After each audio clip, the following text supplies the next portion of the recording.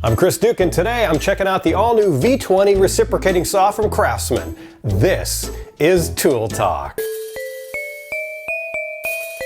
Now, Craftsman makes a corded reciprocating saw, but this is their cordless, part of the V20 platform.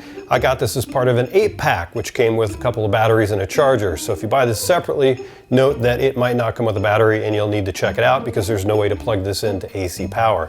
It also comes with an owner's manual and a 6-inch wood blade. Now, one of the first things you're going to want to do is install the blade. To do that, just twist the blade clamp collar, slide in the blade into the little slot, and let go. Take your V20 battery and just slide it in the bottom.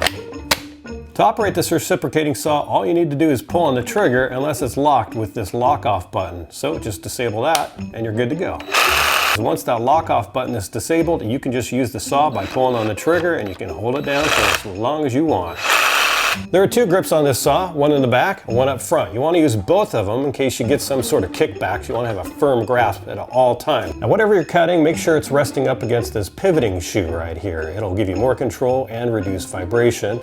It tilts back and forth about this much.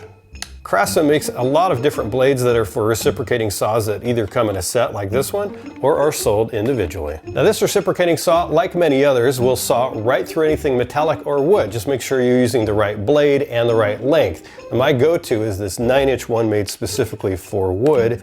And if you live anywhere tropical, like I do here in San Diego, I'm about to show you why.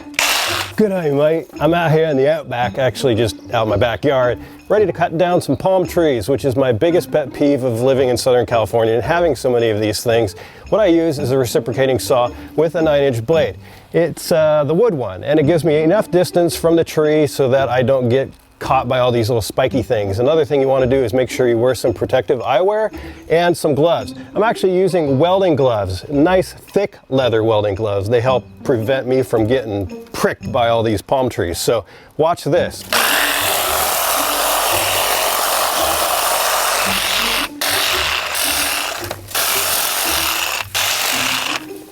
Grab, I don't know, as many as you can on one side, cut them all off at once. So easy. And with these thick welding gloves, no pricklies. Let's get some more up here.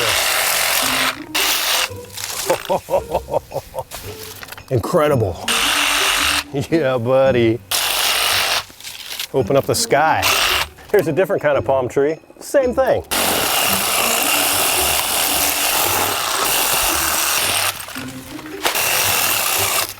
Variable speed up to 3,000 RPMs.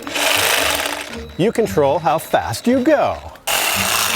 Oh man, so easy. Come here, you. Just one more. Now these Segos are the worst. Oh man, look at that, they're just falling. 2 hands. I need to remember myself. Okay, maybe one more back here. That ought to do it. Well, there you have it. 6 palm trees trimmed in just under 10 minutes with the all-new V20 reciprocating saw from Craftsman. Now, the only downside is, well, it got pretty sweaty, and I've got this huge mess to clean up. Now, if you have any questions about this reciprocating saw, please leave a comment down below, or if you have a suggestion for an upcoming episode, I'd love to hear from you. I'll catch you next week for the next episode of Tool Talk.